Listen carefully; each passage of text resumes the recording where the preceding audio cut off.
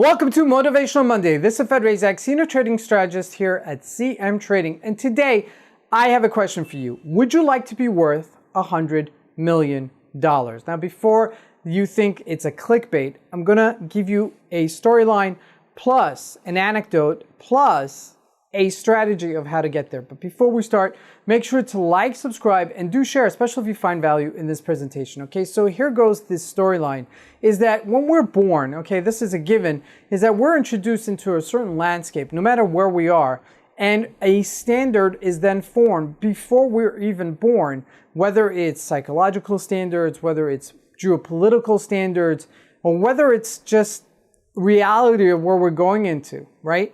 Or environmental reality, right? So when we're entering that landscape, we're given a certain set of standards that have been preset before. Now, at any given time, things evolve and things change over time. And as these things changes, there becomes different needs that then develop. And as a result, that creates tremendous opportunity.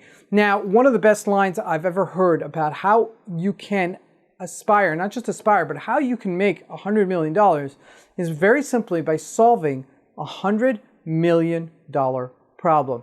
Now, this story goes back to when I was in university. I had a really interesting professor in marketing, and he was a little bit curious, okay? And he was really playful and just not a personal guy, not someone that you can, go out for a drink afterwards, ironically, but he was just very interesting about creating different types of products. And I remember that he challenged us towards the end of the semester of coming out with a product that we felt had some sort of potential. And I remember at the time, I was an avid roller hockey player. I used to play in Manhattan. I used to play in several places around the States. And as a result, I came up with an idea of having these type of hockey pants that would also be embedded in them some pads. Now, in those days, you didn't have such a thing, and they didn't exist. And in actuality, while I was doing that, I was also in the fabric and garment business at the same time.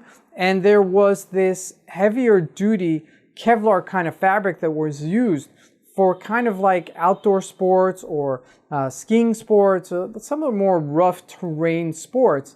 And I said, wouldn't it be great to take this really rough type of fabric, set it up on the front part of a pair of pants, and embed in it also padding so that when players hit the floor, they don't get hurt by hitting their knees. And I, at the time had just been part of that.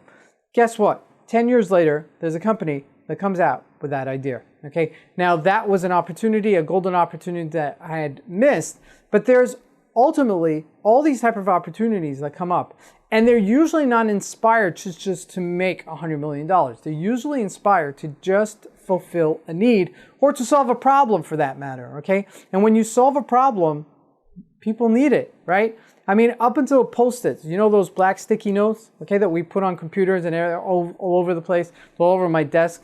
Okay, this stock to trade or that particular thing to trade, or don't forget this, don't forget to pick up this. I love using them because they're there. I gotta just look at them before I leave the desk at the end of the day. And I know that I've done X amount of Z, and I could just crunch it up, throw it in the garbage, and feel accomplished by looking in the garbage and seeing all these small yellow pieces of paper that I finished today's task. Okay, now that was, ironically, that was an invention that was created by 3M. Now, 3M was in the adhesive business. It was in the chemical business. They weren't in this Post-it kind of paper, put it here, put it there kind of business. But what happened is that this guy, scientist, was working in a lab, and he started putting all this type of notes, and he wished that they could just adhesive. And so he figured out, we're in the chemical business, let's just put an adhesive at the back of it, and we got Post-its. And then they said, this is a great idea.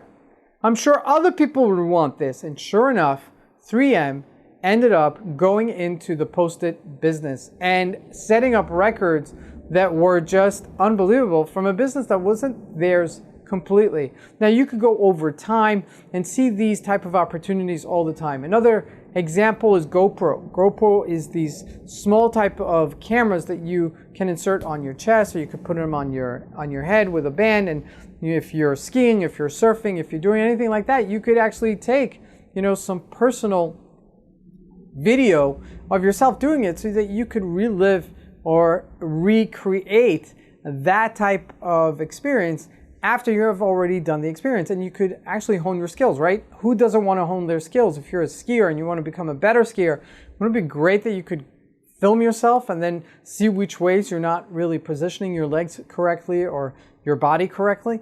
That is what GoPro did. And that's all the guy wanted to do. He just wanted to film himself surfing. And as a result of it, it became a massive business, over $1 billion worth of cameras being sold over the past, I think, 15 years that they've been in business. So there are these type of opportunities, but the opportunities only create themselves by fulfilling and answering a need. Now, sometimes you got to fish out that need, okay? And sometimes that need just answers the calling itself. And as we go through life, okay, as things around us change, as the landscape changes, and there are new needs that kind of pop up, it just takes that that person needs to perk up and just say, hey, that's a need that needs to be done, right? Everything is just a need that needs to be fulfilled. And in anything that we do in life, anything that is recreated in life is only fulfilling that need. And the more we fill those needs, the more opportunities it creates, because there are other needs that then become available. And I think that that's really an important lesson, just perking your eyes up, just knowing what's going on. And I have actually a neighbor of mine who comes up with these inventions all the time, but most of them he doesn't pursue, ironically. And Shark Tank, if you've ever watched it, is a show in the United States where they have these very wealthy individuals who sit and they are screened by all these type of entrepreneurs or inventors that come up with a really cool gadget or service or whatever it is, and they pitch to them to invest in their companies. And some of them have done multi-billion-dollar deals. Yes, it's with a B, and they've created some massive amount of wealth of it. So what is the recipe for this? It's being curious. It's being like that professor that I had in college, of being playful, being curious, and trying to fill a need just for the need itself. That's all for Motivational Monday. We'll see you here next week.